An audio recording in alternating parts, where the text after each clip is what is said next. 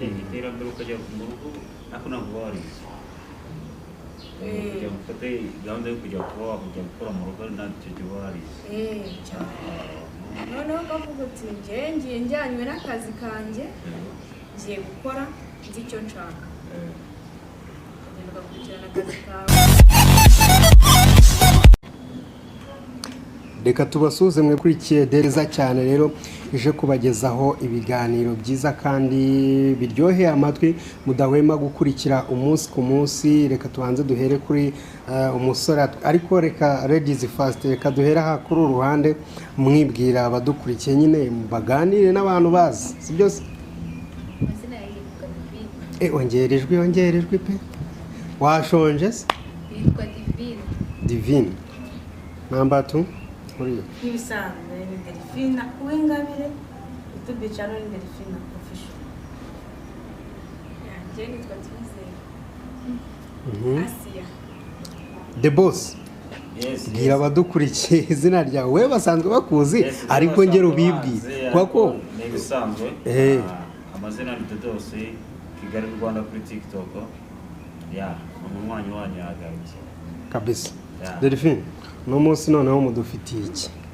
Uyu munsi tubafitiye ko tujye kuganira ku kibazo cy'ababosi n'abakozi bo mu ngo, dore ko dufite na gihamya bamwe ubwabo barabyivugira.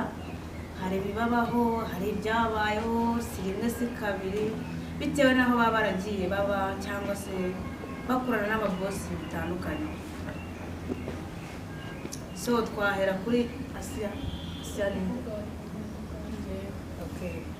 Imbwire inshuti zawe, ubabwire ikibazo ushobora kuba warahuye nacyo mu kazi wahuye nako, niba bitaragenze neza na boss wawe nabyo ugomba kwivuga bakabagirira mbese bikaba nk'uko bivuze wenda usaba se, ushobora gusaba, ushobora kunenga, ushobora kuba wavuga ikintu nyine bakazabafasha ukavugira n'abandi batabashije kujya kuri kamera.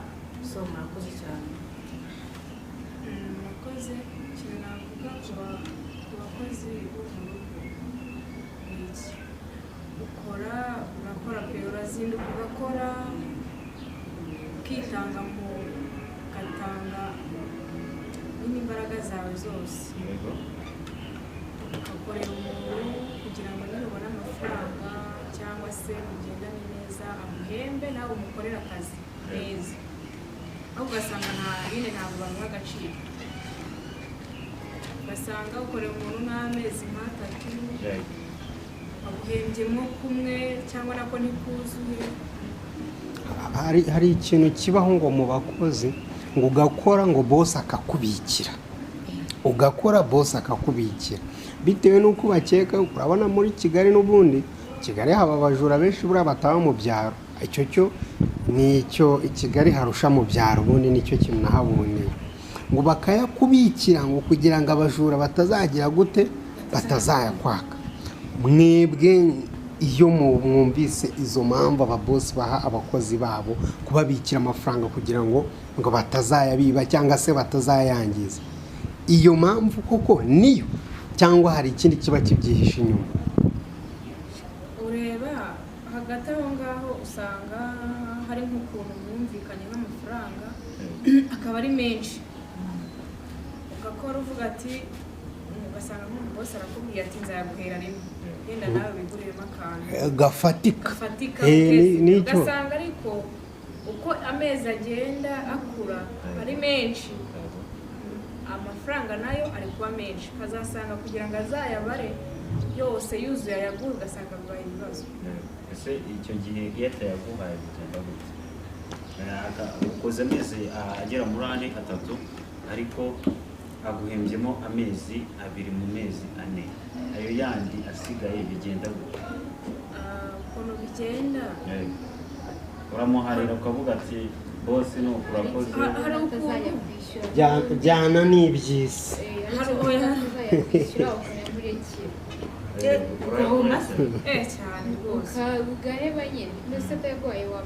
hari ikindi kintu nza nkunda kumva bakunze bacu mudukurikiye kuri Delphine Official, ugasanga habaho ruswa y'igitsina, uzanye umukozi, bibaye ngombwa ko madamu yagiye ku kazi mabuja ariko ufatiranye wa mukozi wari urimo. ahubwo se ni ababosi bafatirana abakozi cyangwa ni abakozi bafatirana ababosi? namwe aho ngaho mujye muvugisha ukuri. Bafatirana abakozi. erega umukozi ntabwo yapfa kumenyera bosi uko yiboneye atabishotora. ariko njye numva abakobwa nabo baza baje bafite tageti yo kuba bashotora. ubundi ngo 90% ni abakobwa, ni abakozi. Dore ngo ikintu kibitera namwe murabizi kandi turi muri Kigali turi benshi kandi muzi ukuri. umuntu ava iwabo uri kumva umuntu ujya kuba n'ubundi umukozi wo mu rugo ntabwo iwabo iyo firiti baba bayiryaga, iyo nyama ntabwo baba bayiryaga. Icyo ngicyo tubanze tucyumvikaneho, wenda ntibavuge ngo ni ukubasebye cyangwa se n'iki, ariko niko biri. iyo ageze mu mujyi agakubitamo iyo firiti agakubitamo iyo nyama ngo umubiri uraka. Sinzi ngo wakagote ibyo ngibyo, ni ibyo biboro ni ibyanyu, nimwe muba mubizi. Yamara kwaka kubera yuko atabona umwanya wo kujya hanze kujya kubona abandi bantu, umugabo ababona ni wa mubosi. Noneho mabuja yaba adahari agakora uko ashoboye akahita agira ute akamugushamo. ntabwo yamugusha biterwa n'umugabo nawe uko ameze. Uko ameze gute? Hari umuntu utagwa, hari umuntu uretse Yozefu wenyine wenda nawe wenda nta wabihamya cyane, wasanga ari uko uriya mugore yabigize akamenyero Yozefu akabyanga, ariko uretse we wenyine nta muntu utagwa. urajya numva ngo nafashe umuntu ku ngufu kuko nafata bosi gute ibyo bibaho. Ntabwo ari ukumufata ku ngufu, ni ukumugusha. Njye ntabwo mvuze kugusha. ariko n'ubundi abasanzwe yaraguye. none se hari ahantu ujya gukora nk'urugero bakakubwira ngo ugasanga ugeze nko mu rugo bakakubwira ati imyenda yawe migufiya yose mitoya ntabwo tuyemeye, ugomba kwambara imiremire. Uwo mumama ukubwira gutyo nuko abazi ko umugabo we ari shyashya cyangwa abazi nyine iby'umugabo wiwe uko ameze. ni ikibazo gikomeye mu ngo. ibyo bintu akenshi na kenshi nagiye mbyumva, nkatwe tugenda dutara amakuru ahantu n'ahandi.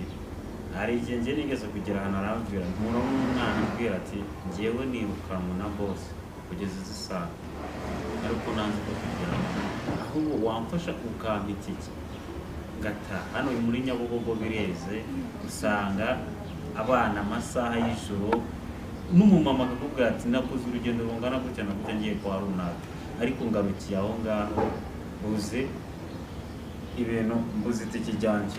Ukibaza impamvu yabiteye, wajya kumva ugasanga ni ahantu mu rugo rw'umuntu yakoraga, ariko ugasanga izo ruswa ibyo bintu birakwiye. Divine, hari nk'umuntu waba warigeze kubicokozaho muri ibyo ngibyo? ntabwo yabura. Murumva guys, ni ibintu byabayeho kandi ni ibintu bibaho. Twabazaniye abatumirwa murababona, nubwo nakwambura amafaranga ari ikintu twaje bari ko mutabyumvikanyeho y'amafaranga akayatwara. None se kuva erega ari n'igihe buriya n'ababosi munabarenganya. Hari igihe avuga ati reka nibura no mukobwa nawe aba mu rugo kandi ababikenera, reka basi mufasha, aho kugira ngo uve mu rugo ujye hehe ahandi akagufatishiriza mu rugo kugira ngo utazica n'akazi. Burabyo ntitwabirebaho. ubwo nawe aba yarararutse. Uya aba ari ukugufasha ari ukugufasha, aho kugira ngo uzajye kujya hanze akavuga ati reka mufashe nta handi abibona. Erega ubundi nuko muba mutabizi, nta muntu wajya kubwira icyo kintu atakikubonamo, ntibibaho. Akakwibonera ugenda gutya gusa. yenda hari kuba byarambayeho cyangwa yarabaye nk'uko mugenzi wanjye. Hari igihe uba ugiye gukorera umuntu ako kazi ko mu rugo atari uko iwanyu nta n'ikintu mubuze pe, yego, ahubwo ushaka iterambere ryawe. iterambere ukajya mu rugo ariko ntabwo uba warize.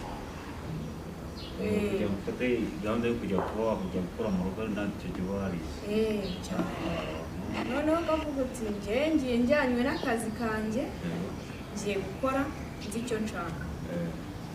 Ukagenda ugakurikirana akazi kawe kari aho, ukahasanga n'abana, ukabafata n'abawe, nawe aho hantu nyine bakagukunda. Ugasanga nk'umubosi wenda bitewe n'ukuntu ufata umwana wakwiyumvishijemo cyane, ibyo bintu birashoboka. Nanone ajya kukubwira ibyo bintu asanzwe nawe iyo gahunda ifite.